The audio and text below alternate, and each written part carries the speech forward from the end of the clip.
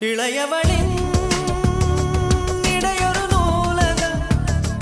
படித்திடவா பனிவிழும் இரவுகளாயிரம் இடைவெளி எதற்கு சொல் நமக்கு உன்னாடம் ஒரு முறை விடுமுறை எடுத்தால் என்ன என்னை தீண்டக்கூடாதென வானோடு சொல்லாது வங்கக்கடல் என்னை ஏந்தக்கூடாதென கையோடு சொல்லாது புல்லாங்குழல் நீ தொட்டா